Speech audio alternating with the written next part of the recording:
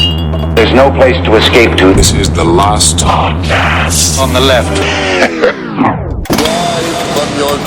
That's when the cannibalism started. What was that?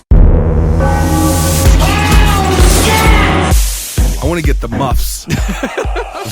Oh, yeah, like you're at the gun range. It's like you're an autistic kid that gets afraid whenever there's dogs barking in the neighborhood. He can hear it, he runs outside, he's got to solve a fucking mystery. I just don't go to a lot of concerts. The great thing is, Melt Banana, you know where they're from? No. Japan! Oh, really? Wow. All right, welcome to the last podcast on the left, everyone. I'm Ben Kissel. That's Marcus Parks. Hey!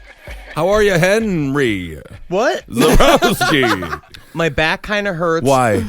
I was getting out of the bed yesterday, and I shanked it.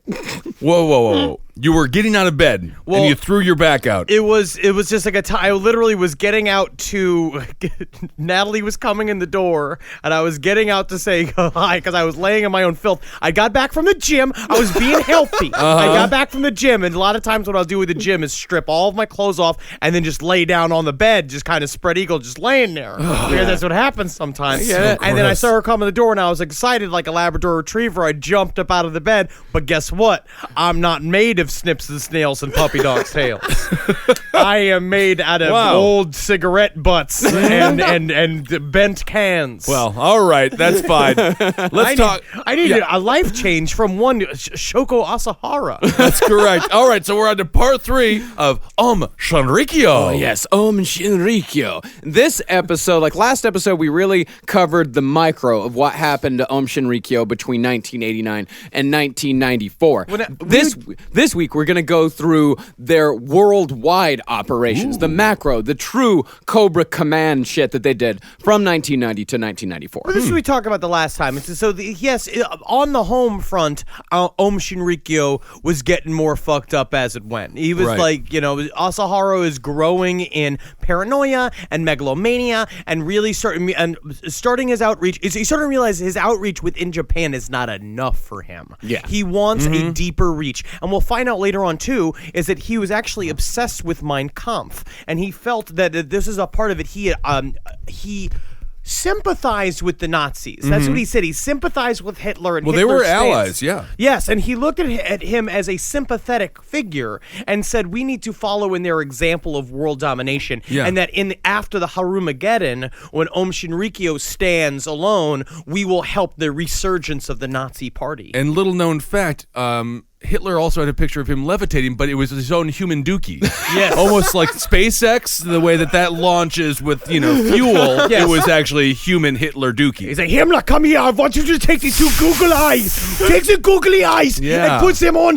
the top of this pile. Perfect pyramid of my perfect jet. And they'll be like, I've got to say, Hitler, that is the funniest pile of poop I've ever seen, and I'm going to take a picture of it, and I'm going to never share it with anyone because it's just too funny. It's too possibly funny. It's a poo-poo with googly eyes on it. Yeah, little known fact. First use of googly eyes for humor. For emojis. Yeah, for the that's poo-poo emoji. The first emoji was actually Hitler's shit with googly eyes.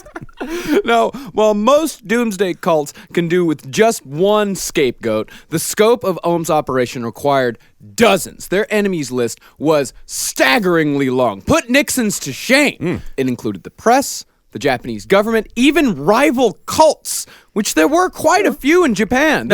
They were all trying to steal followers from each other. Now, if only they all could have just gotten along, they would have taken over Japan and the world. Right. See, listen to this, cults. If you're listening last podcast on the left, make allies with each other. Then you can win. It was sort of against the character trait of a cult leader, though, to befriend other cult leaders. Exactly. There can only be one. Exactly. They needed Scottie Pippen. Right. They needed a good assist man. Needed a Charles Barkley. Yeah. I'm not sure. That's right. Sure.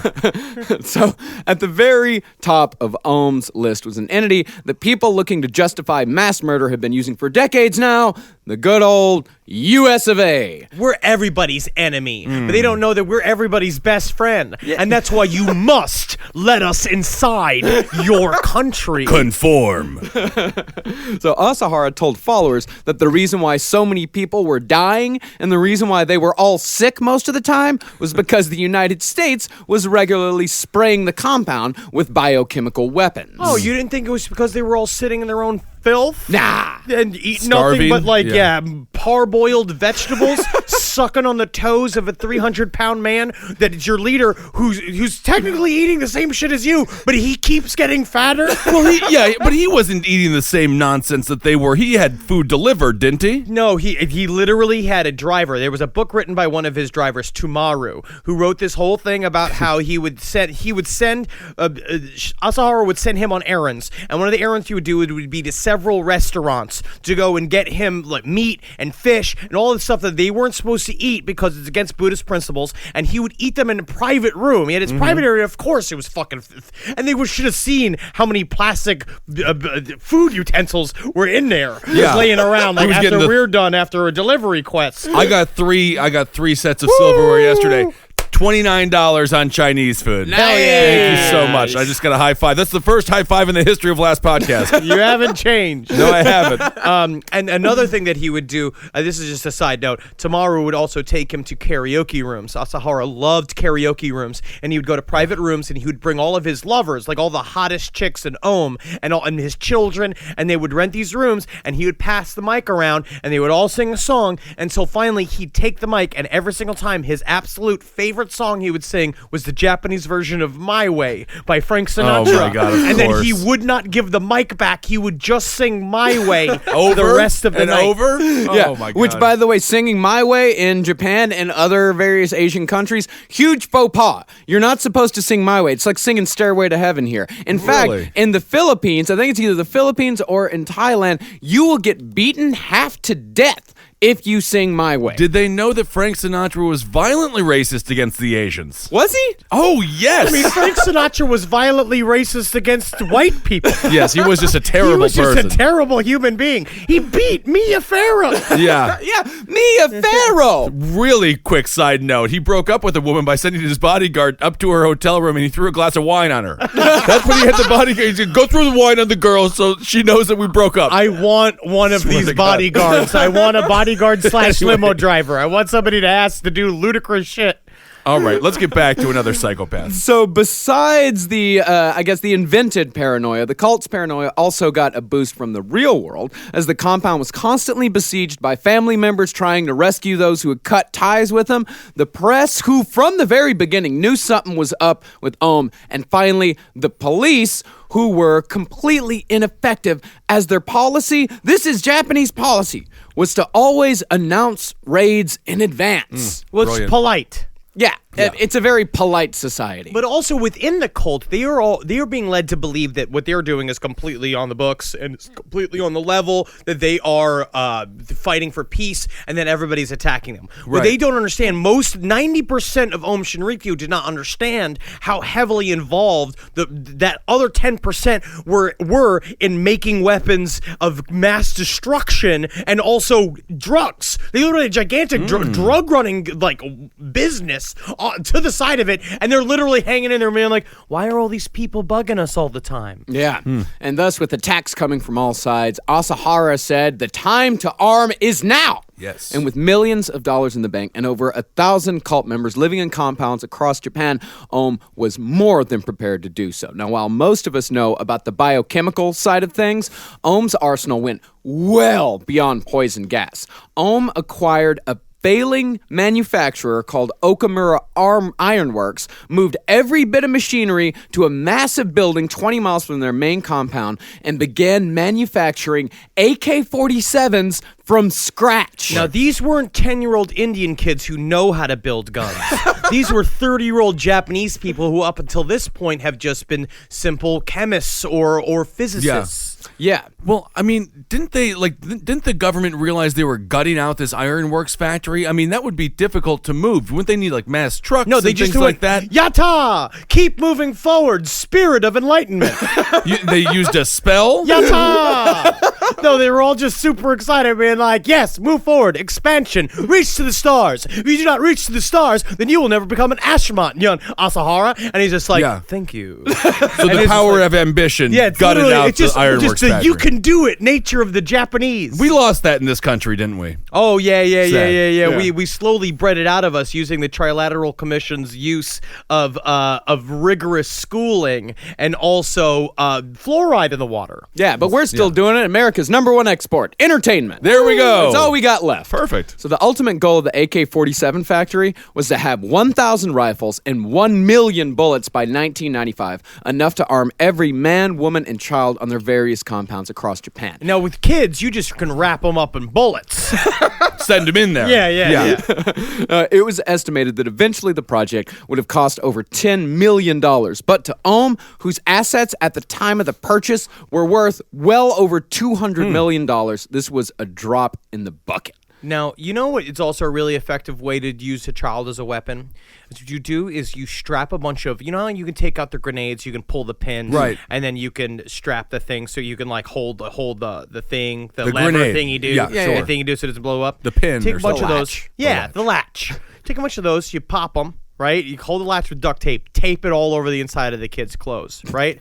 Go up to, have the kid run up to the American embassy, be like, please come help, please help. And he's just like, what? And you say, I think I have rationberry. And they're like, oh, young Japanese boy, we have to help. We're the U.S. embassy. All we do is help. I don't know if they help with rashes on bellies. They're not. What they do is they think that that's code for this kid wants them to fuck him. Right? Oh, I see. Because they're the government.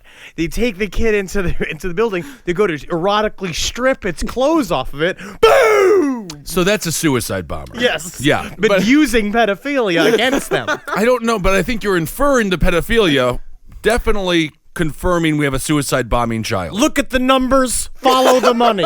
Yes, Dennis Hastert, for example, the latest senator to fall. Oh, yeah, we'll cover Dennis Hastert in the future. Now, in addition to their attempts at AKs, Ohm Shinrikyo would develop literal tons of chemical weapons, build a functioning railgun, as well as a few functioning lasers, and manufacture thousands of pounds of TNT. These guys were on the fucking level. Yeah. Well, this is when it truly gets actually frightening. Yeah. This is what we were talking about last episode about where Ohm Shinrikyo was legitimately one of the most dangerous forces in the world. Like when they were coming, because they had the independent thought, they had the mind to put all of this shit together. And then this is another thing that's really interesting is that in the book Destroying a World to Save It, they have a really interesting concept about how megalomania and how dangerous that is in this scenario. A lot of times in megalomania, you see people that are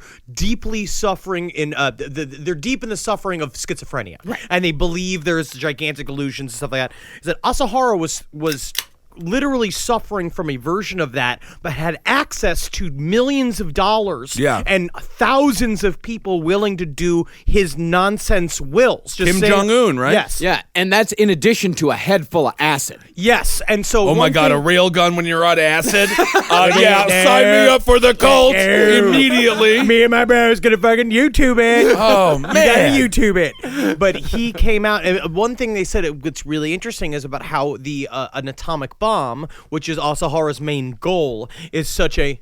Should I wait? Yeah. Okay. Yeah. That's the big reveal. You got. Yeah. So get back, but start talking about the other. You gotta YouTube it. You can just go for it. Yeah. But no. But this is when you bring in all of the other weird inventions that. Yes.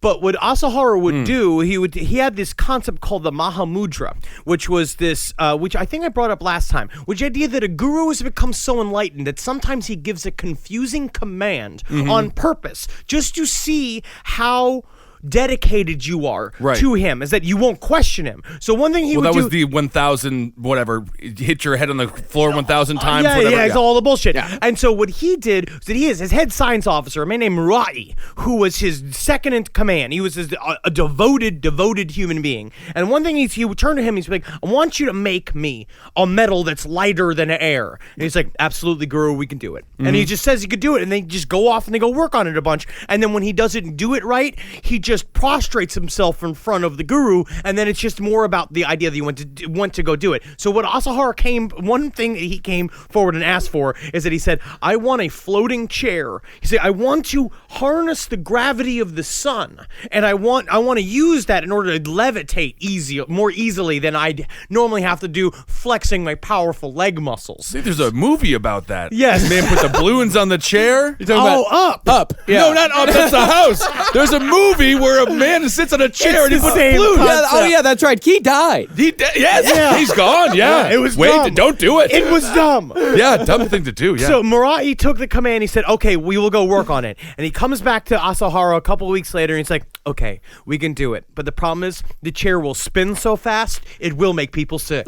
Oh, that's kind of a fun ride for a carnival. And then Asahara say like, yeah, forget about it. Yeah. You know what? Actually, that's cool. It's cool. Thanks, though. Nice. So they had all that goofy shit. They had all of the truly dangerous stuff like the TNT, the chemical weapons, the AK-47s. But the one thing the Ohm wanted above all else was a nuclear bomb. Get in line. Yeah, right. And luckily for them, the number one producer of atomic weapons was collapsing just across the ocean, for Shoko Asahara and Ohm Shinrikyo would find a second home Oh my God. in Russia just as the USSR was collapsing. I just love the idea that Russia had a fire sale. And everything must go. What do you have? All they had was nukes. Wow. Just everything's glowing with radiation. Please, go to this, like, oh, my best salesman is Korshk here, and Korshk tell them how are. He's like, no, son, I am 47 years old, but I look like I am 9 years old, and that is because of radiation from Chernobyl. But I will say, we have got quite a sale going on. It's just like, we can get 2 atomic bombs for up to 40,000 Korshkas. Wow. And what exactly is a Korshkas, young George? It is a salt cube. Oh, how I yearn for salt. Yeah, they do need salt over there. They do. Bad food. So Asahara's arrival in Russia could not have been timed more perfectly. Just as the Emperor of Japan abdicating his godhood after World War II created a spiritual vacuum in Japan, so too did the collapse of the Soviet Union in 1991. And not only that, but the Soviet school system was very similar to Japan's, filled with rote memorization that discouraged any critical thinking whatsoever. Russia was ripe for the taking, and Asahara planned to take it. Now, in what would be the first of many sold-out appearances in Russia's largest covered arena, Asahara, and this is kind of his Trojan horse. This was his way into the hearts of the Russian people. Mm-hmm. He would sit on a chair in a bare field as video screens flashed pictures of him as Christ crucified. And after that went on for a while, Asahara would give a rambling speech on yoga and kundalini before leading everyone in a mass meditation ritual. And one academic described the scene as, quote, an awe-inspiring, overwhelming experience in the state of mass hypnosis. well, it's a lot more serious than that. An awe-inspiring, overwhelming experience in the state of mass hypnosis. Yeah, man, it sounds like when we took psychotics and went to go see the Flaming Lips. That sounds awesome.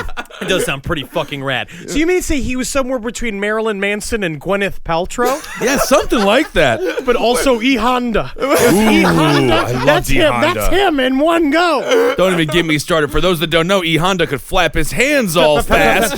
You get your enemy in the corner, they can't move. So these spectacles would happen every time Asahara would visit Russia over the next few years, until finally some Russian prankster let loose a pack of feral stray dogs into the crowd and just ruined the whole thing for everyone. You would be surprised how many group experiences are ruined in Russia by someone unleashing a pack of dogs. When the Russians had the Olympics, there was a bunch of stray dogs, They're feral just dogs. stray What's wrong with the Russians and the dogs? How's the dogs? It just seems like everybody was raising attack dogs, and then everybody Yes. ran out of meat at the Right. same time. Release the dogs. But while new followers, and especially the new money, was very nice, Asahara was much more interested in Russia's rogue scientists. See, scientists in Soviet Russia, especially those involved in military applications, were among the USSR's upper crust. Exalted individuals, they wanted for nothing, and they enjoyed privileges that the proletariat could only dream of. Like salt. Yeah, and bread. And shoes. Really just soup. I mean, They had a full sink. wow. Each apartment, nice. each government cube that was given to them had a full sink. Well, the worst thing about a half sink, it's just difficult for you to have no sink. But in whatever apartment you are, the sink also doubles as a toilet. Oh, that's kind of nice. But when the Soviet Union collapsed, suddenly there were hundreds of scientists, hundreds if not thousands of scientists with a vast knowledge of both chemical and nuclear warfare out of a job, and Shoko Asahara was right there to offer them one. See, by the end of 1994, Shinrikyo had a membership of over 30,000 in Russia, three times their membership in Japan, and recruiting scientists with nuclear know-how, very easy to do. They're whores. Yeah. Well, I mean, these guys, they have one marketable skill. Exactly. Their families are starving. They have one skill, and It just happens to be creating weapons of mass destruction and death. yeah, and they're totally fine with it. But Sam Nunn, one of the U.S. Senate's top defense experts, he said about this is what he said about that. Literally thousands of nuclear scientists do not know how they're going to provide adequately for their families. But they certainly know how to make nuclear weapons. Oh, that's refreshing. That's very reassuring. Nothing like a nuclear scientist with nothing to lose. Okay. Good The God. baby is crying. Where is Marshka? Marshka, where? I guess that's what happens. So now you're a stay-at-home dad. I guess I will just sit around. Okay, what? Good. Baby, you cry. What do I do? Dip you in cooling liquid. Oh, that's all you need. I just make the noise. You're like, oh, look at this. All. This did nothing for the shit on you. No. That's sad. So Kiyahide Hayawaka, Asahara's right-hand man, took no less than 8 trips to Russia in 1994. Also, this is just one of Asahara's right-hand man, but I do feel like Asahara did this quite a bit. I think he did the Jack Palance, Right. you are my number one guy, like 3 times. And he kept, he would do it every single time. When the last one died, you got to be that one, but he also said it to 2 other guys in the other room, literally just before he said it to you. Right. So this guy's notes from his trips to Russia, they include numerous references to nuclear warheads, with one page listing several different prices for various nuclear weapons. The lowest price, $15 million, which was, again, to somebody whose coffers hundreds of millions of dollars, pocket change to own Shinrikyo. And while the likelihood of Ohm smuggling an actual nuclear bomb from Russia to Japan is admittedly low, it is not too far-fetched to assume that they could have at least smuggled enough plutonium in to create a dirty bomb. Sure. I mean, you can put anything in your rectum. You can put people- anything in your rectum, Yeah, up to the size of a baguette. Yes. So a couple of trips, that's all. I mean, how much plutonium do you need? 3 baguettes worth. How much plutonium is a lot of plutonium? I feel like a little plutonium's a lot of plutonium. That's what I thought, is that you don't need that much to make an atomic bomb, right? I don't know. No, I am somewhat lacking in terms of Well, my we're not- knowledge of nuclear science. Sure. So, when detonated, a dirty bomb creates a radioactive mist that embeds itself in the environment for literally thousands of years, rendering it a deadly wasteland for centuries to come. I'm just going to put a little bracket in there for joke concerning Kissel's bathroom. Oh, okay, good. I like that joke. It's kind of funny. Even a small dirty bomb would render half of Tokyo completely uninhabitable for hundreds of years, and Asahara was well on his way to obtaining both the components and the knowledge necessary to make it happen. He was this close. He was maybe 6-8 months away. Yes, and Marcus, maybe about a half inch. About He's half a half inch close. Half inch, because that's what he was doing. Yeah, a cunt hair. He was cutting hair off. Oh, I see. Well, depending on the cunt. We'll call it a vaginal follicle. I think vaginal follicle is worse than cunt hair. Well, for my purposes, I have to say vaginal follicle. How often are you saying it on Fox? Oh, so much. So much. Now, Russia would also net the cult one of their most terrifying weapons of all through the former Soviet state of Azerbaijan. And this was a very common thing in the post-Soviet years, because all of a sudden you have all of these Soviet states that are suddenly independent nations with no idea how to govern themselves. But also in need of cash. In need of a lot of cash. Desperately. And so they have all of this shit, and it's like we literally need to buy food. And so we can just sell off these reserves. We have all of this shit. We have weapons just hanging around, like literally because Russia was very good at giving everybody weapons. Yeah. Before when it was the USSR, everybody got weapons just to be like, just in case any one of us has got to kill everybody, here, you're set. You got a weapon. So Ohm was able to buy for, actually, this is kind of a low price. They paid $700,000 for an Mi-17 military-class helicopter capable of being equipped with 128 rockets, 4 Scorpion anti-tank missiles, and a 12.7 millimeter gun mounted on the nose. It sounds like a great time. It Say, they're like a fucking awesome time.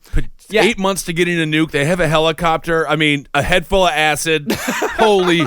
Holy hell. This is my question, though. What was the interior like? Well, I mean, I'm sure it's very nice. A good military interior. Isotoner? Isotoner leather is what you want. Yeah. We can put the leather in. Yeah. All right, okay, fine. So no features? I'll give you guys one guess where Asahara sent his pilots to train for their terroristic exercise. Florida. Florida! Oh, my God. What is with Florida? Terrorists are like, we want to blow up the United States. We want to blow up our homelands, but let's do it in the comforts under the sun. Let's do it in the orange state. Were you guys talking about, like, planning some sort of, like, massive terrorist attack? Because you should come down to me near Punxsutawney Flight School. I got, like, 5 helicopters, and I mostly teach things up, like... Yeah. How to kill things from the sky. Yeah, I'm not convinced Florida doesn't have a secret tourism campaign going on for terrorists. Yeah, there's an anti-American sleeper cell in Florida, which, I mean, come on. I mean, if you guys, in case you're not putting 2 and 2 together, Florida was where the 9/11 hijackers were trained. I bet it's run by an alligator with an eye patch and 2 parrots. He doesn't even care. He's cold-blooded. No, even though the weapon capabilities of the helicopter were impressive, Ohm's main goal for the helicopter, which, by the way, easily passed through Japanese customs. They just waved it on through. So they're like pineapple, bizarre mango, helicopter, pineapple. Oh, I can't bring this frog in there. No, this is an endangered frog, ma'am. Arrest her? So Ohm's main goal for the helicopter was to fit it with a spraying mechanism filled with poison gas, spray it over Tokyo, and easily wipe out half the city. This came from a vision he had. This is about time, like while he was ramping up while the Harumageddon temperature was rising and the pressure was rising on the outside of Shinrikyo, he began this concept of saying 70 tons, and he would yell out 70 tons, and no one knew within the 90% again that don't know what's going on what he was talking about. What he was talking about was 70 tons of sarin gas. Yeah, and because of Ohm's vast contacts with former military scientists, the cult would also return from Russia with the Soviet recipe for sarin gas, which, by the way, that recipe originally developed by, you guessed it, Nazis. Whoa. You know what? The Nazis, a lot came out of that. I know them. Yes, they did so much. God damn, hard they were work. They were kind of like Lemonhead Perry. What's the name of that blues man that like Mick Jagger and Chuck Berry loved? We'll call him Lemonhead Perry. His name was Perry. like Toe Pants Johnson. Leadbelly. They always have names like that. So you're equating Leadbelly to the Nazis because they both worked hard. Well, they were like LeBron James is a Nazi, or maybe Robert Johnson. Are you thinking of Robert Johnson? One of those guys. One of those old blues men that all the white guys stole from. Yeah. Muddy Waters, Robert Johnson, Howlin' Wolf. How's the Nazis? They're the Nazis. I see. Oh, okay. So you're saying like Muddy Waters was like the Heinrich Himmler of American music. Yes. If you want to compare American music to the development of weapons of mass destruction. Sure, okay. And I do. So sarin gas It is among the most effective and popular of the gases used in chemical warfare. For example, the Iraqis, Saddam Hussein was a big fan of sarin gas in the late 80s, early 90s.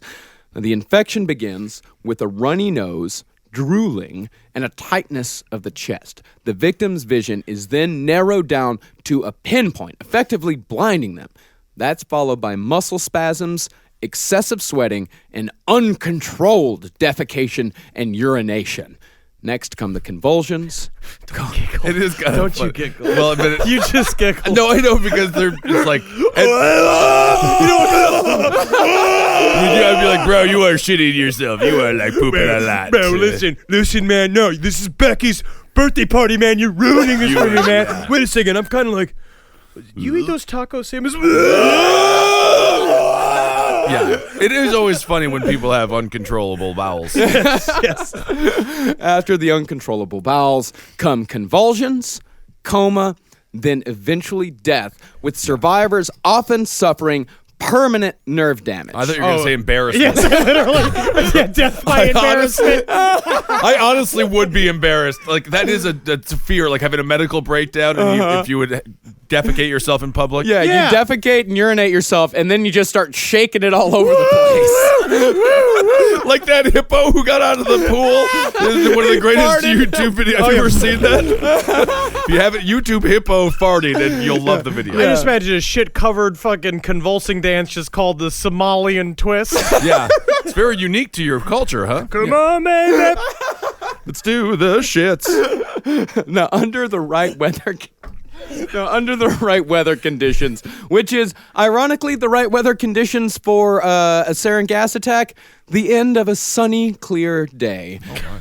A 500-pound sarin bomb could easily wipe out half of Washington, D.C., and as Henry said, Ohm's goal was 70 tons. Now, the idea was to mimic a biblical disaster. That's what it was. It fit with his brand. It fit with this idea of being like, we will rain death from the skies. People will not understand what is happening, and they will assume it's a godlike motion. And then first it will appear to be a biblical disaster, and then it will appear to be a gigantic chemical weapons attack, and then that will be blamed upon the United States of America. Yeah, I mean, he's putting all his chips on the U.S. being blamed on this, despite Japan being one of our closest allies in the late 90s. And if you want to compare this to the Charles Manson race war concept, which was such a small concept, there's another interesting from this book. They were talking about, it's like Manson was saying, like, but Manson's idea was just like, oh, guns and knives, Right. Yeah. Like, yeah, there'd be And fighting dune buggies, yeah. it would be like warriors. It'd be kind of fighting in the streets.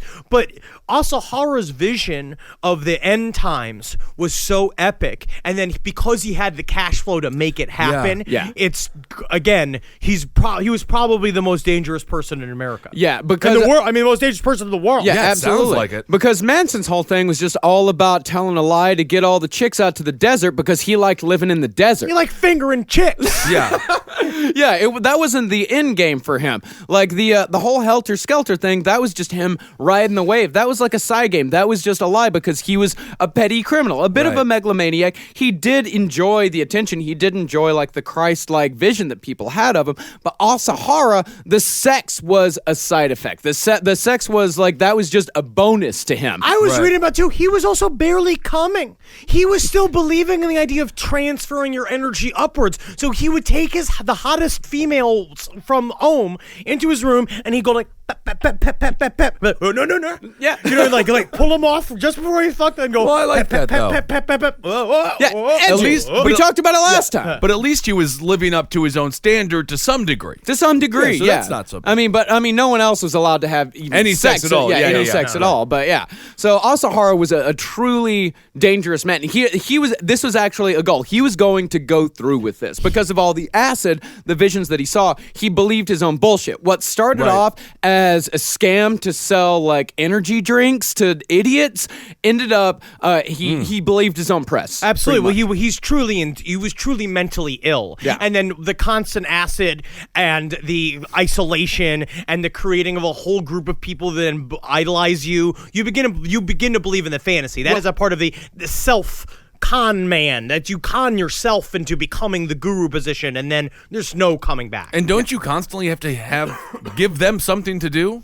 You constantly have to be evolving, otherwise it dies, right? Yeah, absolutely. Because you have that, we talked about that in the last episode with that manic energy that they have to have, that they have to keep up, because you got to keep this train moving forward. If it slows down even a little bit, and he found that in the late 80s, early 90s, when he tried to run for office, the train started to slow down. And anytime, he has seen again and again that anytime the train slows down, a shitload of people get off. Right, think about how upset you get when you aren't getting commercial editions for a week. Oh my, livid.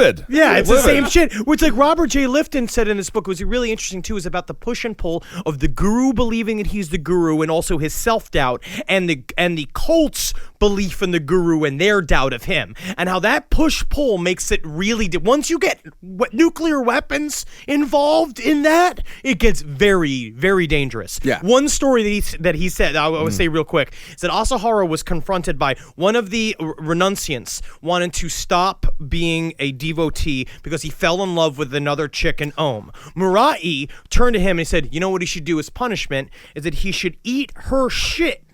He should eat her shit and see how he feels after he tastes her shit. And Asahara was like, that's insane. No way.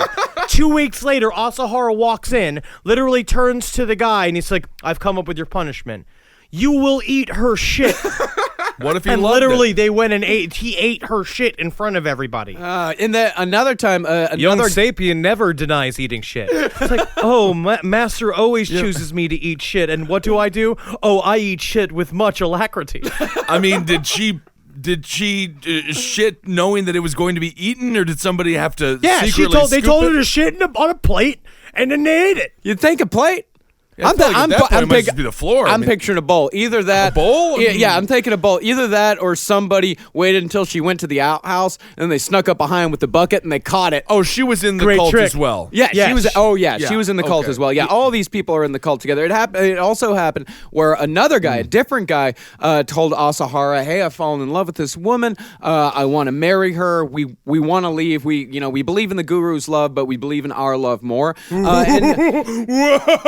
Whoa, buddy. He dunked them in boiling water and then hung them upside down for a day. It's called the heat test. Yeah. Oh. Yeah. That was boiling water was a big part of Om Shinrikyo. Yeah, he was legitimately boiling the karma out of you like everybody was a wonton, but also that's how Asahara saw everything in piles of wontons. Why wouldn't he? That's how I see everything, too. I can't stop thinking about those ducks that you can see, deep-fried ducks. Kind of fun. So they died when they were boiled in water. No. no, They they lived. Some of them did. The old people usually died. Yeah. Because there was Weak! there was no age limit on the boiling water. I see, okay. So the biolab where the sarin gas was produced, which they called Sation 7, straight out of a fucking comic book. After entering a nondescript warehouse and navigating a series of narrow corridors, one eventually came to a large mezzanine with a giant golden statue of Shiva, the god of destruction, sitting in the middle. And hidden above Shiva was the so-called Room of Genesis, where scientists worked on various chemical agents, which they gave cute little nicknames like Magic, Witch, or Sally. It sounds like fucking like they were making Molly. It sounds like My Little Pony names. Sation 7, it was affectionately nicknamed the Wizard. It's fucking awesome, A dude. little callback. Yeah, the Mountain Wizards.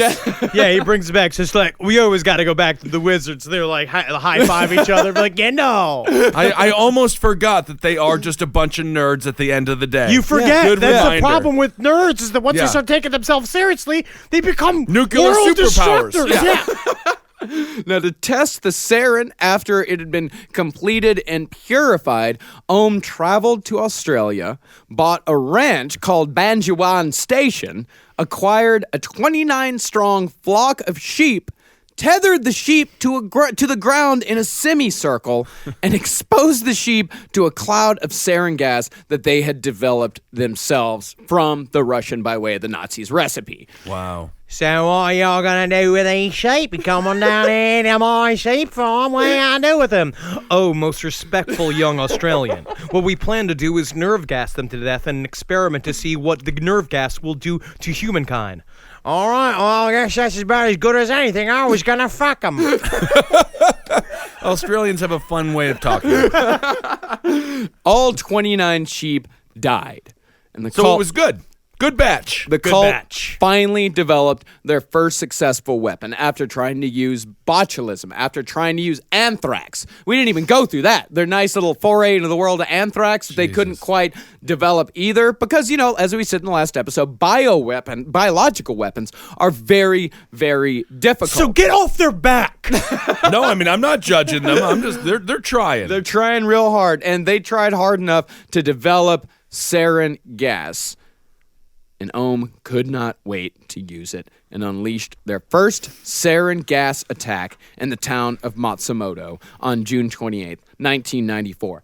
The attacks on the trains, that was not their first deadly attack. That was not their first attempt by far. The Tokyo attacks, I think, were their, fifth or sixth attack, attempt? yeah. And the Matsumoto incident, as it is referred to, was their first deadly attack.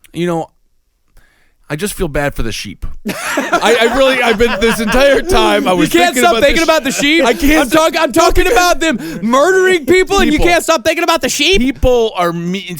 They've been mean to me. Yeah, and you know and what? A sheep never has Sheep been. doesn't know what's happening. But to it does know what's happening. It just wants to be shaved and worn to keep us warm. You know what, Ben? You know who had that same opinion? Who did? Shoko Asahara. Well, no, I'm completely serious. He After felt sad about the sheep he felt dying. so bad about the sheep because love his whole sheep. thing was karma. And of course, the karma things that you could gain good karma from murdering somebody because you're releasing them from this world and Sure. saving them from hell. But killing animals was nothing. Like This is already their heaven. Yeah, It already fit into the. Technically, the sheep farm was their It heaven. was. And they were just technically, yeah. having a little sheep day, going about their sheep But lives. technically, it all fit back into his Poa philosophy, the idea of that you're killing the thing to release its karma. You're doing because you're working towards a higher end. Everything's explained. Okay. Yeah.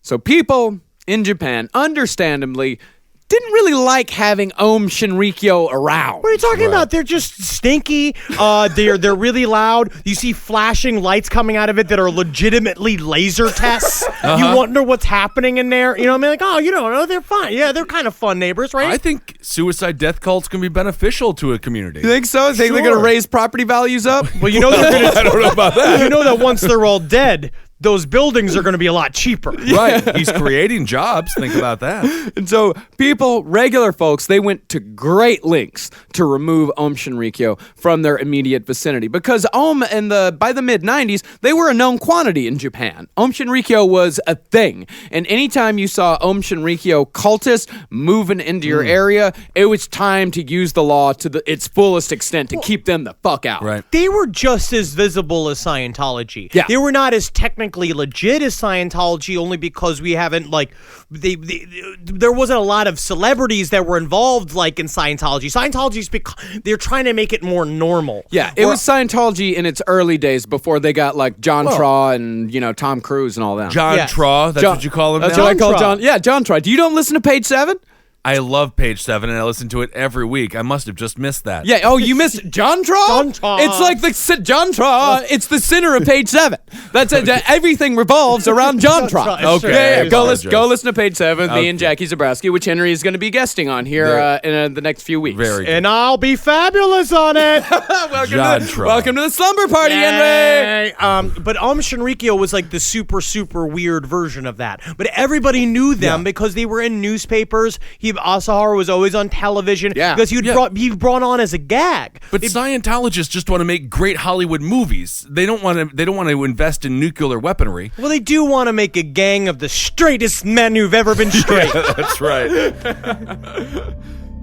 Today's sponsor for Last Podcast on the Left is Casper Mattresses, obsessively engineered American-made mattresses at a shockingly fair price. And now you can get $50 towards any mattress purchase by going to casper.com/LEFT and using the code LEFT. How they make them so damn comfy? It's a hybrid. Latex foam and memory foam. In fact, Rebecca Trent, the owner of The Creek and the Cave, where we record Last Podcast on the Left and every other cave comedy radio show, she just bought one of these Casper mattresses. She says the secret is the pillows. Go all out on this, man. And you know what? These people, these Casper mattress people, they get a risk-free trial. They get a return policy. They'll deliver it straight to you. You can try it for 100 days, and if you're not happy, they'll pick the damn thing back up again. It's $500 for a twin-size mattress, $950 for a king-size. You compare that to industry averages, it's an outstanding price point, ladies and gentlemen. So get $50 towards any mattress purchase by going to casper.com/LEFT and using the code LEFT. Terms and conditions apply. So, one particular land dispute, as the Aum Shinrikyo cult was moving into the town of Matsumoto, it's about a town of about like 200,000, that would not end in a lawsuit, as they usually did, but in mass murder. Now, Aum, seeking to murder the 3 judges that were about to rule against them in this land dispute case, Aum brought back their old car exhaust plan that they borrowed from the CIA, but they now had gas that actually worked, and they knew that it worked. And the attack from the beginning, bit of a comedy of errors, kind of seemed destined to fail. So first, the head of the operation overslept on the big day. God, I gotta wake up. Normally the rat that nibbles on my toes does this a lot earlier. What's going on? Oh, maybe I woke up early. It's 12:30 when you wake up in the morning and I gotta get back on my counter. And then I know I'm not. He's putting on sunglasses, he's putting on a denim jacket, and now and I'll be alright. It's alright. Sees the bus pull away. Yoinks! Oh no! And the van that they were going to use, they had to load it up. In order to do these gas attacks, they needed hundreds of pounds of equipment. And they also had 5 cultists in this van. And because they had so much weight in it, they couldn't muster enough power to go over 30 miles per hour. It is funny. It is actually. But the thing about these bumbling assholes with this big junky van that's only it is filled with toxic gas. Right. That if they fuck up, like even they would have been way more dangerous if they just fucked up. Yeah, if they just hit something. Like hit something, and then that would have killed everybody. Literally thousands of people would have been dead. Terrifying to think about. Oh no! Well, they had to wait until they got there. They had to do a chemical reaction once they got there, and that was another comedy. That was another error that they made. So the cultists finally arrived in Matsumoto around 9 p.m. and they picked a supermarket parking lot as the perfect spot to hit the judge's dormitory. Because, of course, they're depending on sarin gas and chemical warfare and all this. It all depends on the wind direction. Like, that's what, if you want it to go a certain way, then you've got to release it from a certain location. Get fans. Yeah, that would work. But when they started the chemical reaction, they botched the formula and their van filled with a thick white smoke. Hydrogen chloride. Oh my God! In addition to releasing the deadly gas, in fact, like one junior high kid that was taking out the trash next to the supermarket, he said that he saw the van. He just saw it suddenly fill up with gas. He said he heard a lot of muffled voices from inside. You don't know what I'm doing. I don't even know what I'm doing. In the morning, and I'll be all right. But since Screech comes running out of there. Whoa, guys! So the thing is about the wind direction is if the wind was, I think it was, say the wind was blowing from the east, then they would have parked on one side of the dormitory where the judges were staying. If it was blowing from, and they would be able to just get the judges' dormitory and that's all. But since it was blowing from the west, they had to park in this supermarket parking lot, and the sarin gas would have to pass through an apartment block full of hundreds of people. And they, you know what they said? Fuck it. These are all just casualties in a greater war. We're releasing them. We're doing good for them. Yeah, we're releasing them. We're doing good for them. But luckily for all those people, the wind changed direction at the last minute. As they were releasing the gas, the wind changed direction to a much less populated area. 8 people still died. Oh. And another 150 suffered serious neurological injuries, but it could have been so much worse. Either way, though, the plan actually worked. The judges were among the injured, and Ohm got out of the lawsuit. And emboldened by a somewhat successful military action, Asahara decided it was finally time to start training ground troops. There you go. I can't stop thinking about, the sarin gas going through an apartment building and then the apartment building just filling with shit. Oh, yeah. And popping out of the windows and be like, I think we got him. Oh, yeah. It's a real shoots and ladders party. Look at that. Now, as far as the ground troops go, Asahara's first idea was to father a squadron of children with his more comely followers and raise them as a team of child assassins. Playing the long game there. Well, that's the problem. Armageddon, time sensitive, coming up real fast. Because so that wasn't a workable plan. Because what he's doing now is, again, he's ramping up the speech. We got to figure out. We got to give ourselves a timeline here. He's like 1997. That's when the end times are coming. We got to ramp up to 97. And he was like literally doing this. So for a while, he was fucking him, trying to put babies in him. Yeah, and he got this plan around like 1990. And when I say he wanted a squadron of children, I mean like literally 5, 6, 7-year-old kids. Yes. So if Armageddon was in 1997, then they're all going to be good, baked, and ready to go by the time it comes. Yeah, and all you got to do, again, what you got to do with these kids is you put bombs in their shoes, you teach them how to do bows and arrows, or then you just toss them at people. No, Just to get a suicide bomber. Ninjas. No, he was training child ninjas. Children can't be quiet. Yeah, try to see what happens. Right, get a child to run across a bunch of rice paper and see what happens. Are you kidding me? So, but that's the problem, is that Armageddon kept getting moved up. And so by the time Armageddon was coming in 1995, Asahara opted to train his own paramilitary force made up of current and former members of Japan's 1st Airborne Division that he called the Soldiers of White Love. Now remember, the rest... He's getting pretty hip. Yeah, it is pretty sweet. He's doing... That is such a fucking acid name. It's like, man. He was high as fuck. He was Right. He was high as fuck, calling them the Soldiers of White Love. That's what a fucking general with a head full of... Because that's what they always say in the 60s. Like, man, if we had, like, poet warriors... Man, all we need. All we got to do is put a rose in the barrel of every shotgun. Yeah, all we got to do is, like, man, if we got General Westmoreland some acid, then, man, Vietnam would be a stone groove. Meanwhile, General Westmoreland just takes a tab of acid. He's like, we got to make the guns... bigger. That's the problem. They gotta be bigger. We'll paint stripes on the guns. Paint stripes on the guns. And that's as he's eating a cereal out of the bowl of a Vietnamese boy. Oh, no. Wait, just like what? it because their skin makes it salty. Yeah, Westmoreland was a psychopath. Yeah. He was eating it out of the boys? I'm sure he had a boy skull that he ate breakfast out of. Oh, I see. Yeah. Put a couple of expanders in a butthole, you get some cereal in there. Technically, a serving of cereal is only 3/4 of a cup. Isn't that something? Really? Yeah. I didn't know that. So boot camp for the Soldiers of White Love began in the summer of 1994. And their training ideas actually pretty novel. The most novel one came when Asahara hired a bunch of homeless dudes from Tokyo and told them that they were going to be extras in a movie called Soldiers of White Love, but they were actually just used as stand-ins for the military resistance that the White Lovers were sure to face. If you're homeless, that's a hell of a gig. That's not bad. That's a crazy gig. That's a great I would gig. take it just second. Yeah. Absolutely. But they get out to the countryside and there's no cameras? They don't give a shit. Yeah. They never wanted to be in the movie in the first place. They just couldn't believe someone was asking them to do something. Just point to a tree and tell them it's a camera. I'm going to pay you to guard this tree. Yep. All right. Tree's still safe. Just Joe Homeless out here. Yeah. So is it I have a dookie next to it? You may. You are singing my hot song. You're my new best friend, but also my new worst enemy.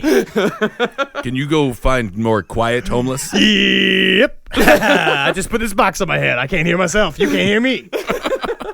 So the squad trained from 8 a.m. till midnight every day with weightlifting, martial arts, and Chinese-style chi exercises. And in fact, one admiring member described them as, quote, deeply trained with highly developed muscles. Yeah, I couldn't help but notice how good and strong your muscles are. I don't know if you maybe see how I developed mine up here in the back of my shoulders. That's because I'm a furniture during the day. Hi, I'm Charles. Are you Charles Ng? Yeah. How'd you The know? famous serial killer? Oh, yeah. Okay, hey, take joke. You guys so serious.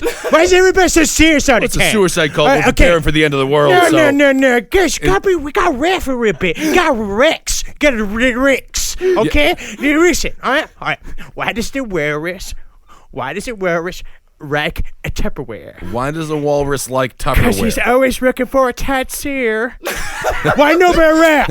Why nobody rap? Well, I don't. Nobody know what I bring to Shinrikyo. It's kind of a serious time for Nobody Shinrikyo. knows. Maybe a few Everybody years ago. doubt. Everybody always judge. But me, it's a no judgment zone, and I right here and check on the ground. Maybe not the right time, Charles. So all this was in preparation for what Asahara called X Day, in which the white lovers, all hopped up on sarin antidote, would seize the government following the Great Helicopter Sarin Attack. And with the government in chaos, Ohm would stage a coup, establish what they called the Supreme State, and place Shoko Asahara at its helm with the title of Holy Monk Emperor. Fuck yes. That is what, if I ever have a production company, if I'm ever executive producer again, that is what people are calling it. The Holy Monk Empire? Yes. Or Emperor? Yes. Yeah. And I'll everywhere the in Empire. soft white slippers and nothing else. That's good. But followers, they were warned in the ramp up to Armageddon. They were, of course, warned Armageddon was going to get a little heavy. See, the white lovers and the sarin attacks were just the beginning. Asahara claimed to have plasma cannons, solar weapons, and vaporization bombs all in production. And there's actually some of it that is not too far off in their travels to Russia. So Hiawatha was meeting with prominent Russian scientists for help on the cult's laser research. Asahara was obsessed with having a laser weapon. He was obsessed with Nikola Tesla. Yeah. He wanted to harness what Tesla said that he could make was a wall of energy that will destroy all humankind, which is intense. That's cool. I wonder Sounded, why yeah. he didn't get funding. But they legitimately met with a man named Nikolai Basov. He's a Nobel Prize winner for his research on laser technology. And from these efforts, Ohm was able to acquire or design various blueprints of imagined laser weapons, and the head science officer Marahi's attempt to achieve what the guru ordered led to some kind of laser test in October 1994. That was witnessed by people. Something with children of the 80s and early 90s. They loved lasers. Lasers was it for them. Well, that's what all he they could literally think about. Because he wanted to be an anime guy. Yeah, he right, wanted right. the whole thing to be an anime. He legitimately looked around being like, we need mech warriors. And he's like, yes, I know, but then we have to raise children that are essentially artificial intelligence designed like human cyborgs that will feed into the mech warriors in order to create a union between man and machine that will not be like the union between God and man. Hello, Evangelion. Yeah, and one of them's going to be a super annoying German redhead that's going to ruin the whole show She's for you. got great breasts I in didn't it. think she ruined it. Oh, she is awful. I love that Evangelion. anime. It's the only anime I watched. But that's what he wanted. Yes. He didn't understand how difficult that I is. actually, if he was an author, this would be wonderful. Yes. I do give him All of credit. This would be an for- incredible Yes. story. But that's what we're talking about. He made his fiction his life. Right. I mean, you might say he was a bit of a performance artist. Also, it's kind of inspiring. It's kind of that thing of being like, go do it. If you want to be right now, we have a lot of people out there that listen to this show that are professional illustrators. They're like, they want to be professional illustrators. Sure. People don't want to do. Do you want to write books? Whatever you want to do. Don't dream it. Be it. That's what Asahara should have said. Yeah, that's what Josh Rogers, who does a lot of art for us. Josh, you can do it. He is doing it. I know you're Canadian, but you can still do what's it. wrong? You That's are fine. paltry of spirit because of your country, but you can be like an American and do it, or a it. Japanese person. Sure. So what Asahara was telling people is like, yeah, Armageddon's gonna get heavy. We've got plasma weapons. We've got laser cannons. But listen up.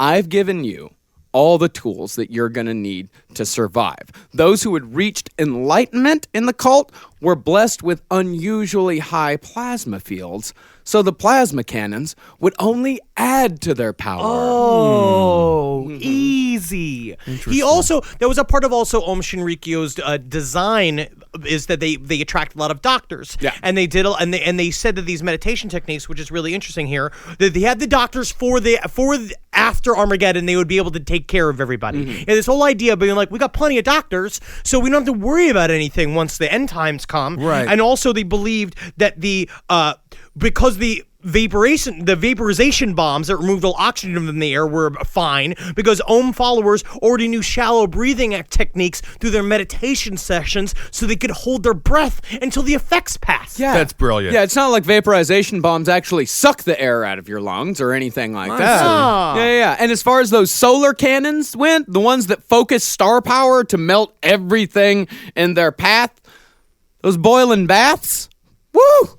That's what that was for. I see. Enhanced heat resistance. Yeah, it's That's like great. It's like when you boil a kielbasa before heating it up on the stove. Sure. I think that's how that is. Wow, well, I believe him. Yeah, and unfortunately, during all this nuclear war, the world's food supply would almost certainly be destroyed, but Om followers, they could survive that just by opening their chakras and lowering their metabolism until the world could be returned to its previous glory. And if that doesn't work, you can just cut off your fucking feet and eat them. Eat them. It's so simple. We're food. We're just food. God, how would anyone doubt this? See, I mean, this is common among any religion, any and every religion that has Armageddon weaved into their belief system. They're always told that they're the only ones that are going to survive the coming slaughter, and only their figurehead has all the answers to live through it. It's every single religion that has, because it makes them feel special. That's what keeps them there. That's what keeps them hooked,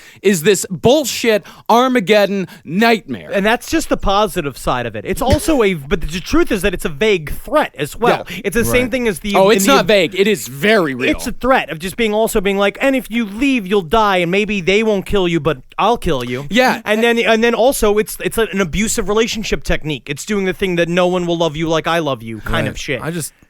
27 sheep. 29. 29! Oh my God! I thought it was only 27. You don't remember the numbers. Wow. Speaking of the abusive relationship, is that I read the story of this one woman who had to go through this thing called like the Bardo initiation because Om Shinrikyo, the worst thing that you could do was deny the guru's love, and they actually had they had a team of people that would bring escapees back. They called them the New Followers Group, and people who would escape again and again, they put them through this thing they called the Bardo initiation, where they would meet the Lord of Hell. Correct? Yeah. They called him Mr. Lord of Hell. You always should. Mr. Lord of Hell. Yes, Mr. Lord. Yeah, and it was an initiation which they'd bring people in, they'd sit them in this tiny room, and a TV screen would come on, and it would start with like Asahara cartoon, or no, actually, it would start with like a Faces of Death style video where it just showed people getting shot to death. It showed them getting, these like blood on the pavement style car accidents. And then a voice, Asahara's voice started saying, "Everybody dies. Everybody will meet their end." And then it would start showing Asahara cartoons. Oh. Yeah, and it would start showing Asahara The whole cartoons. time I literally would just be sitting there going like, fuck yeah, dude! This is fucking metal, man! I don't think that he would want your love though. So sign me up! can you please get the man who tries to milk me every day out of here? You'd be the only one who gets kicked out of the cult because you annoyed the man so much. I'm sorry, Miss Zabrowski-san, but you are far too gnarly for Om Shinrikyo. They also had a head full of acid this entire That's the time. whole thing, exactly. It's a lot. But then a guy would come out in like a devil costume. Yeah, he'd come right? out in a devil costume, and he'd have a huge drum. And the other thing about Om Shinrikyo, a lot like Scientology, is that they would do confessions, where they would tell people about every bad thing that they'd ever done in their life when they were inducted into the group. Scientology method as well. Yeah. So they'd have these guys, this guy that would come out with this big drum, and he would recite their confession, every single thing that they ever said, every bad thing they'd ever done, and he'd keep beating the drum faster and faster and faster and faster. Never tell him anything. I was in Catholic school. They wanted me to go confess to this disgusting priest. I didn't tell him nothing. Yeah, because all the time he's sucking on a paint fucking icicle, like a popsicle. Exactly. But you know what's also weird? Disgusting. A good way to freak people out with a head full of acid in the situation dressed as the devil? Do the thumb trick. That is Do kind that of thumb fun. trick, be like, You separate your thumb. Because people on acid are just toddlers at the end of the day. Yeah, got your nose. Yeah. Yeah. Give me my nose back. That is freaky. Don't do that Give if me you're my on nose acid. back. It's Don't- so not metal, bro. And then after that, they would force the people to get into the lotus position, and they would bound their legs with rope. They would handcuff their hands behind their back, and then they would bend them into the most painful position possible. And then a guy would come in with a big stick, and he'd just start beating on the walls and on the floor. Still, that just sounds like DDP yoga. Diamond Dallas Page yoga. What's that hot yoga? Sarananataka? Yeah, something like that. Yeah. yeah, and then finally, after anywhere from 14 hours to 3 days, one guy went through this ritual. They were put in a prison. They put them in like these tiny little rail cars with a ton of other people, and they would be these hot metal boxes, and it was like, the temperature over 100 degrees. And not only that, but they would pump hot steam into these containers, and the only privacy they had is that you could go hang out next to the shit bucket, because nobody wanted to hang out next to the shit bucket, and that was the closest thing to privacy. Except for one guy. I gotta use the shit bucket, huh? That's cool. Yeah, I just kind of like to be near it all the time.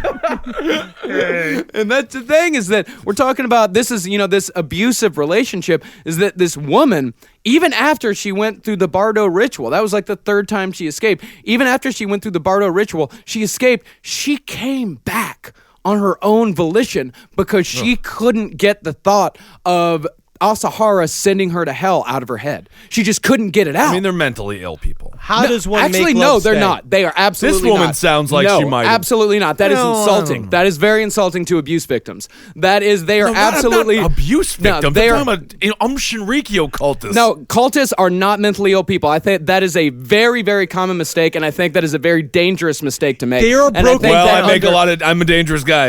I'm a dangerous And man. I think that underestimates the cult. They are broken people, yes. They are grieving people, but they are not mentally ill. The problem is some this of is them that- are, yes, but they are absolutely Thank you. not Some of them mentally are. ill. Thank you very much. But Yes. the problem is that it's mostly when you put yourself in these set of circumstances when you have given up so much control. The idea that you were ever wrong about that is very embarrassing and very hard to come back Yeah, from. right, That when you exactly. have so fully subjugated yourself to someone else, in order to then believe that you were wrong the entire time, means that you essentially gave up years of your life, and the shame and the grief associated with that causes people to stick by these beliefs for a really long time. Because basically, in order for her to disbelieve that Asahara is real, then she has to then also take into her mind that she went was through wrong, the whole, yeah. that she went through the Bardo thing for no reason. Yeah, and not only Right, that, right, but right. she brought, she had a family there as well.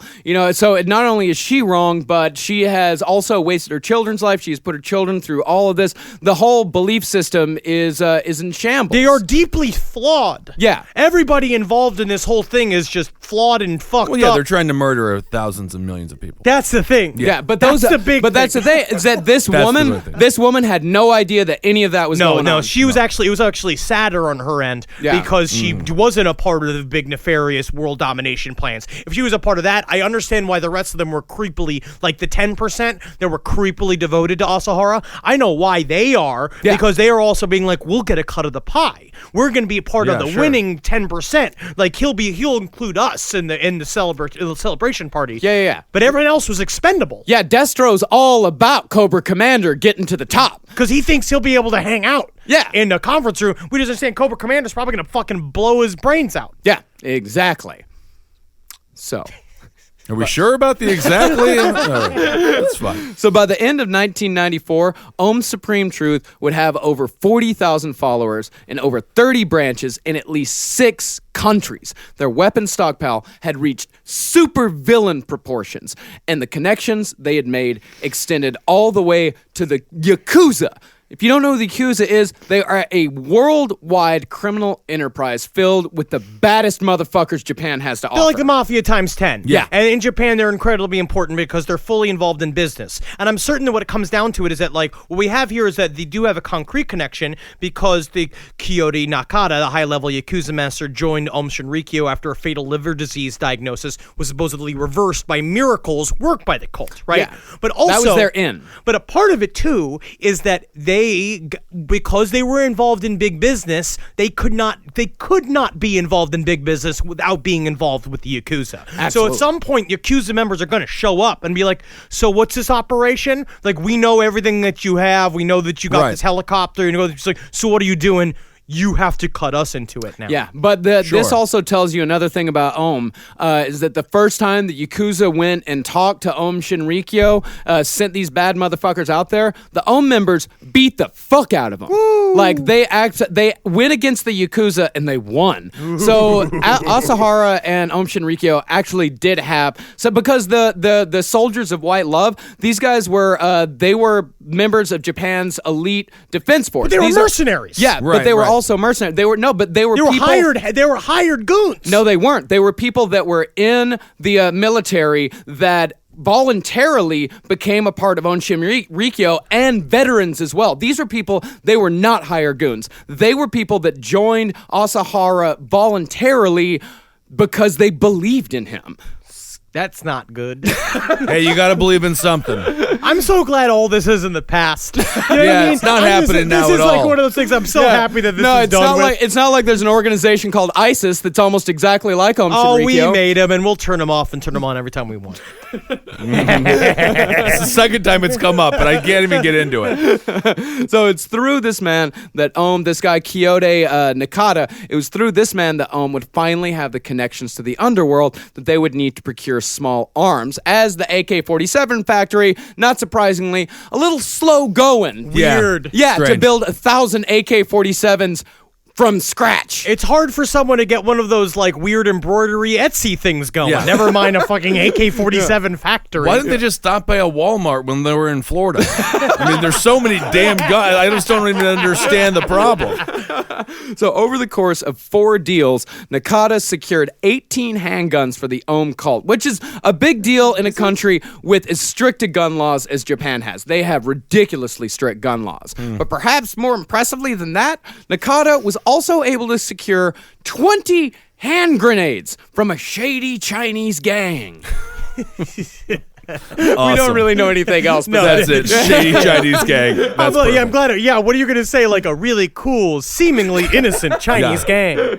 These seem like fairly petty deals, though, considering they got a helicopter from the Russians. Yeah, they do. They have a helicopter. You know, they have all these chemical weapons, but they're trying real hard to get these ground troops trained. Yeah. So Nakata also introduced Ohm through the Yakuza to the wonders of insurance fraud. See, when an Ohm member joined the cult and signed away all their assets, that, of course, included any and all life insurance policies that the initiate may have had. And after that, it wasn't hard to make accidents happen around the compound, or for elderly members to suddenly up and die in one of the horrific makeshift hospitals, which we'll get into on a future bonus episode. They just made their own hospitals. Yeah. And there's a lot of things that I'm It's like into. MASH. I like, yeah, I love farmers markets. Right. I like, farm to table stuff. I like indie things like Hey indie man, films. here at CCR, we are 100% DIY. Like we are we're the fucking DIY network, man. We fucking love DIY. You know what shit. I could use for there's actually- things to not be DIY is a hospital. Yeah. You take care of that. You build that. Right. I don't want you, if you couldn't make it as a stand-up and then you decide, oh, I want to be a doctor and now I'm a doctor. That's not how that's going to work. No. That's illegal. Yeah, and Ohm also made a pretty penny selling drugs to the Yakuza, even though their product was known as the worst shit on the market, except for their acid. See, their acid was fucking great, but acid never really caught on in Japan. Come think about how good anime would have been, though. Oh my god, that's interesting that it didn't catch on in Japan. It's video games and They're very creative. Yeah, they're already a creative people. Oh, yeah, I see. yeah. Okay. They had their own kind of version of the 60s, and they created some amazing psychedelic music, but they kind of did it without drugs. They're on the level, man. Well, they had a 1960s. I mean, like We the all did. psychedelic. Technically, all world had a humankind. 1960s. Yeah, when you think literally as you do, but come on, man, I'm thinking in the psychedelic realm. I'm talking about music. I'm talking about a movement, man. Get with the feelings, yeah, bro. it's like you don't even know Dr. Buzz. I know Dr. Buzz. Oh, man, well, you know what you need to do, man, is put cannabis oil in your shoes, man, because you're too groovy to be sick. Man, I think I got 102 temperature. Man, that's just your fucking prerogative, dude.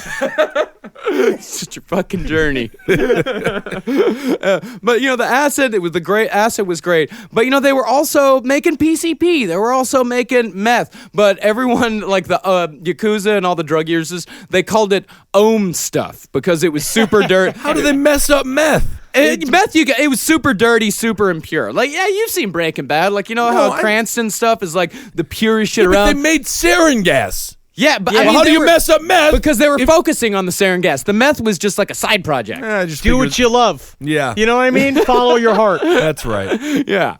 But nevertheless, by the end of 1994, Ohm was operating what many believe was the largest underground drug manufacturing operation in the entire world. Yikes. And Nakata was also in the process of negotiating the hiring of several Yakuza members to fight alongside the White Lovers when X Day finally came. But fortunately for the people of Japan, Ohm would make a mistake that would finally give Japanese cops the concrete excuse they've been looking for, and Harumageddon would have to come early. That's the thing that's really scary is that Harumageddon can always come early. Why that? Why is that true? Harumageddon could come in like the next hour. Wow. All right. Shinrikyo, part 3. Amazing. Good stuff.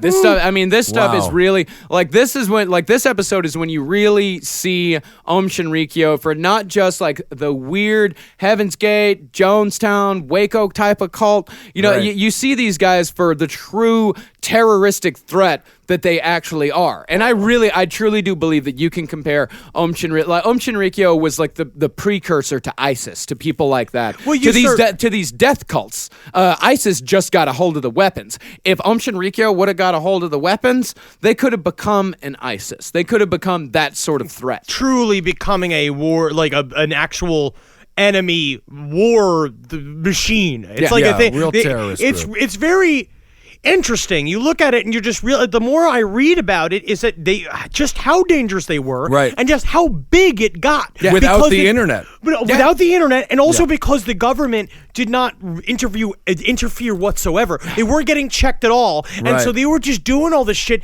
And I can imagine. Can you imagine being the Japanese police finally showing up, like once the whole thing's said and done, and then looking at them being like, "Holy fuck! We should have gotten on this a lot earlier, guys." Well, the Japanese police, that was their whole thing, is that they kept saying it's like, well, that's like when someone would go missing because dozens of people would go missing, and the people would say, like, the families were like, "Hey, listen, I think this Shinrikyo people fucking kidnapped and killed my daughter." Yeah, get out of here. And the Japanese police was like, well, that's interesting, but it's not concrete enough. We need evidence. Yeah, they needed hard evidence. That's what they said, is that they wouldn't, because also like they were kind of in business, they were in business with the Yakuza as well, and the Yakuza kind of act as an unofficial police force in Japan. If something happens, like if it was really fucked up, the Yakuza would stop it. Yeah, and I'm certain that the Yakuza was getting them weapons and stuff, but kind of just considering them another gang. Yeah, I'm certain they're looking at these guys and kind of being like, we'll get them weapons and shit, but we'll probably only get them only 20 weapons because we have all the rest of the weapons. If we ever need to fucking kill these people, we need to make sure we can kill them. Probably not really knowing that they had fucking 70 tons of sarin gas that they were trying to make. No, absolutely not. No, they were just another gang, and one that was making the Yakuza money. So don't trust anybody on motorcycles. Except for my dad. My dad was cool on motorcycles. Well, he wasn't. I'm sure he wasn't on a Yakuza type motorcycle. You had what are those called? The fast ones. The crotch rockets. The crotch rockets. Yeah. Don't trust them. No, but a dude on a hog. Yeah, you trust him. Yeah, I mean, you could sort of trust him. Kinda. Not if with you're your wife another grown male. If you're another grown male, you can trust them. Don't ever trust them if you're a young man or woman or a woman. Or go read Hell's Angels by Hunter S. Thompson. You might not trust a guy on a hog all Don't trust anyone. Actually, don't ever trust anybody. You know what? I've come full circle. Yeah, don't even if they're in a car, don't trust them. Vans, don't trust them. Walking on the street, don't talk to them. Airplane, yeah, but you can always trust us. You can always trust us, and my God, if you do need, if you are sad about the 29 sheep, reach out. We will mourn together. Also, just remember that if you listen to last podcast on the left, and if you're one of the true elite that have given us a 5-star review on iTunes, is that when the Armageddon comes, when the end times comes, we will be safe. You are the only ones who are safe. You will also. We will die, but safe in the spirit world. If you listen back, starting at around episode 73 or 74, starting around Toy Box Killer or BTK, I began to weave a secret message throughout that I've Really been working listen. on for a few years. And if you really listen, listen, then only you are able to have the secret on how to survive the upcoming apocalypse. Actively asking people who might be more vulnerably mentally. yes, to lose their minds. Yes. Satire. Satire. Okay, all right, very good. I've never been able to use that excuse before. I like it. Isn't it fun? Isn't it nice? It's kind of free, It is satire. Because everything's satire. Everything is satire. As long as you say it's satire. Everything we do is satire.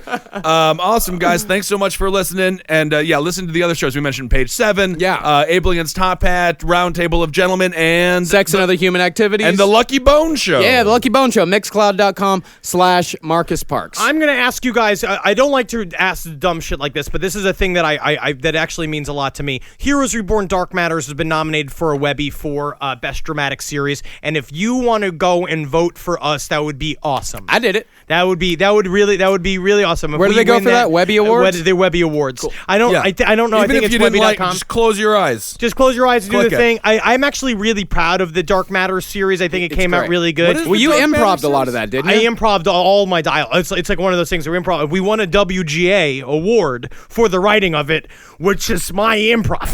Right. But that's fine. It's always that That's way, isn't fine. it? But it's like just comment, just please vote for it. That would be really awesome. We're in second place right now, and if we win it, apparently we're getting close to an Emmy nomination. Nice. So if that could happen, this would push it. So come on, That would be great. Fucking whip it. Do Whip it. Do it for all of us. Do it for me. Do it for me. Do it for me! And follow me on Instagram at Dr. Fantasty and at LP on the left. Very cool. And follow me on Instagram at Marcus Parks. I'm at Ben Kissel on Twitter. I don't do Instagram.